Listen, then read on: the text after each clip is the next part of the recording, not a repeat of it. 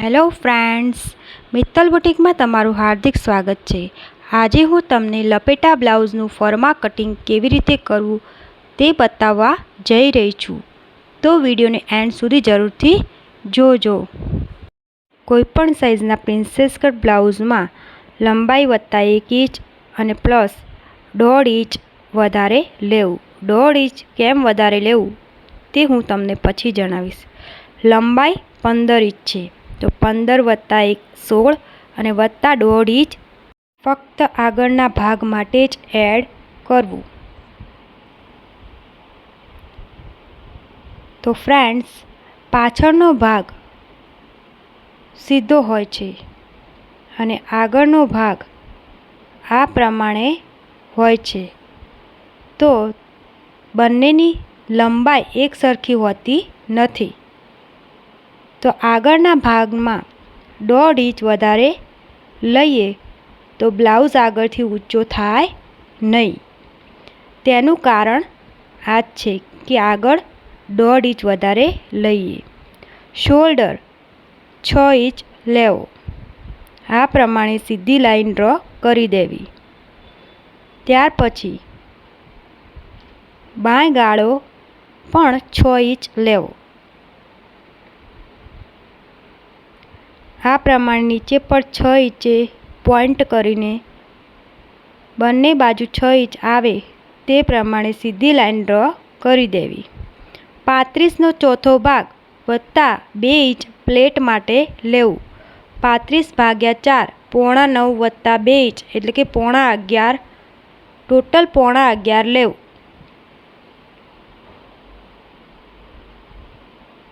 આ પ્રમાણે સીધી લાઈન ડ્રો કરી દેવી।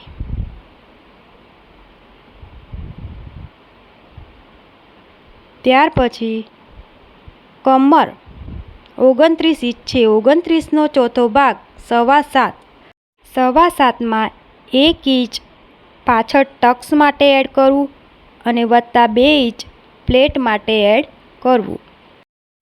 ત્યાર પછી અડધો ઇંચ આ પ્રમાણે લઈને સીધી લાઈન ડ્રો કરી દેવી। 1 ઇંચ પછી બાંય ગાળાનો શેપ ફ્રેન્ચ કર્વના મદદથી આપી દેવો। તમે જોઈ શકો છો કે મેં કેવી રીતે ફ્રેન્ચ કર્વનો ઉપયોગ કર્યો છે। આગળનો અને પાછળના ભાગનો બંનેનો શેપ આપવો। ત્યાર પછી શોલ્ડર સાઈડનું ગળું પોણા 3 લેવું અને આગળનું ગળું 7 ઇંચ લેવું। લપેટા બ્લાઉઝમાં આગળ અને પાછળ બંને સાઈડનું ગળું વી નેક લેવું। આ પ્રમાણે સીધી લાઈન ડ્રો કરી દેવી। ત્યાર પછી ટક્સ પોઈન્ટનું નિશાન કરવું। 35 સાઈઝમાં ટક્સ પોઈન્ટ 9.5 હોય છે। 9.5માં અડધો ઇંચ એડ કરીએ એટલે 10 ઇંચ લેવો ટોટલ। ત્યાર પછી ટક્સ પોઈન્ટથી પોણા 4 ઇંચે નિશાન કરવું અને તે જ પ્રમાણે નીચે પણ પોણા 4 નિશાન કરવું અને 5 ઇંચ અંદરની બાજુ એટલે 3.5 નિશાન કરીને આ પ્રમાણે ટક્સ પોઈન્ટથી નીચેની બાજુ બંને સીધી લાઈન ડ્રો કરી દેવી। ત્યાર પછી ફ્રેન્ચ કર્વની મદદથી આ પ્રમાણે બાંય ગાળાથી ટક્સ પોઈન્ટ સુધીનો શેપ આપી દેવો।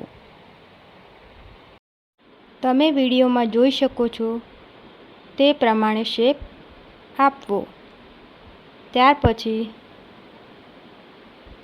જે લોકોને વી નેક પસંદ આવે તે વી નેક રાખી શકે છે અને તમે તમારી પસંદગી પ્રમાણે આ પ્રમાણે વી નેકમાં રાઉન્ડમાં શેપ પણ આપી શકો છો।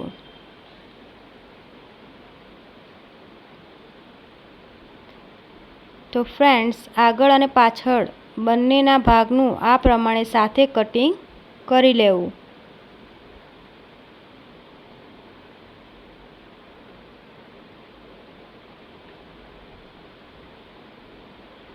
હંમેશા પાછળના બાંય ગાળાનો શેપ કટિંગ કરવો. 5 ઇંચ શોલ્ડરમાં ત્રાંસ લેવો. ત્યાર પછી આગળ અને પાછળનો બંનેનો ભાગ અલગ કરી લેવો.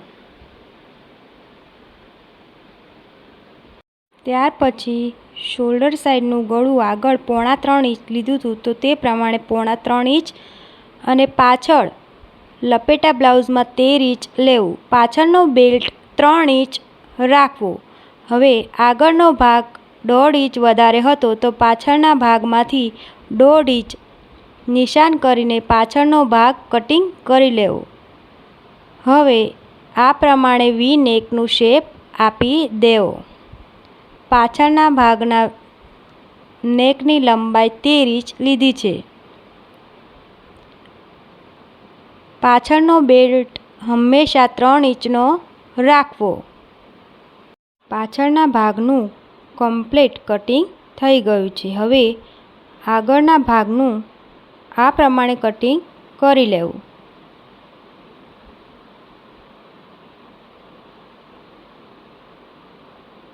આગળ હુકાઈ બાજુના ભાગમાંથી 1.5 ઇંચ એ પ્રમાણે રાખવું અને બીજી સાઈડમાંથી 1.5 ઇંચ કટિંગ કરી લેવું. તેનું કારણ છે કે આગળના ભાગનું કટિંગ આપણે બીજા કાગળ ઉપર કરીશું.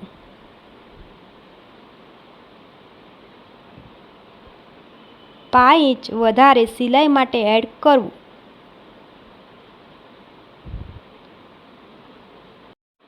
આ પ્રમાણે સીધી લાઈન ડ્રો કરી દેવી. ત્યાર પછી નીચે 2 ઇંચ વત્તા અડધો ઇંચ સુધી નિશાન કરવું. 2.5 ઇંચે નિશાન કરવું. હવે ટક્સ પોઈન્ટથી 1.25 ઇંચે નિશાન કરવું અને નીચેના ભાગે 1.25 ઇંચ નિશાન કરવું. ત્યાર પછી આ પ્રમાણે શેપ આપી દેવો.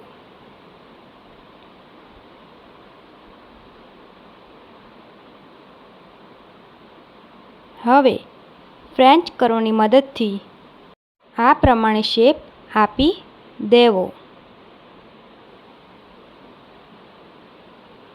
ફ્રેન્ચ કર્વ સેટ થાય તે પ્રમાણે મૂકીને આ પ્રમાણે પેન્સિલથી ડ્રો કરી દેવું.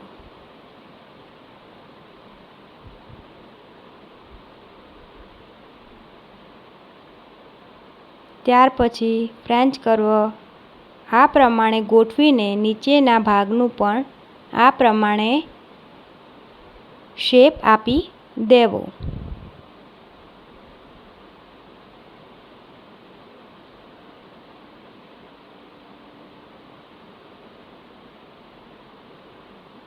ત્યાર પછી આગળનો શેપ પણ ફ્રેન્ચ કર્વની મદદથી આપી દેવો.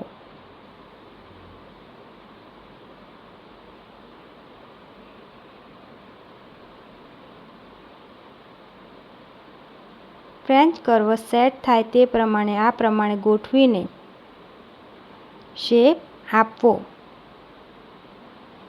જો તમે પ્રિન્સેસ કટ બ્લાઉઝનું આ પ્રમાણે કટિંગ કરશો તો તમારા બ્લાઉઝનું એકદમ પરફેક્ટ ફિટિંગ આવશે. ફ્રેન્ડ્સ, મેં પૂરેપૂરો પ્રયત્ન કર્યો આ વિડીયોમાં વધુ જાણકારી તમને હું આપી શકું, તો તમે એકવાર ટ્રાય કરીને જરૂરથી જોજો. અને અગર તમે અમારી ચેનલમાં પહેલીવાર આવો છો તો અમારી આ ચેનલને સબસ્ક્રાઈબ કરો અને અમને સપોર્ટ કરો. હવે આ પ્રમાણે કટિંગ કરી લેવું.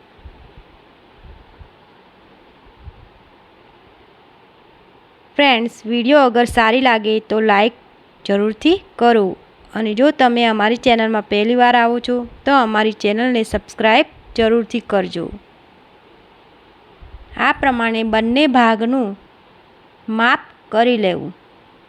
તમે વિડીયોમાં જોઈ શકો છો તે પ્રમાણે પ્રિન્સેસ કટ બ્લાઉઝનું એકદમ પરફેક્ટ કટિંગ થઈ ગયું છે.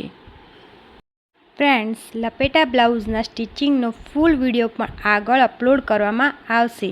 ફ્રેન્ડ્સ, આગળ આવા જ અલગ અલગ વિડીયો જોવા માટે ચેનલને સબસ્ક્રાઈબ કરવાનું ભૂલતા નહીં. વિડીયોને લાઈક, કમેન્ટ અને શેર જરૂરથી કરજો. વિડીયો જોવા માટે તમારો ખૂબ ખૂબ આભાર.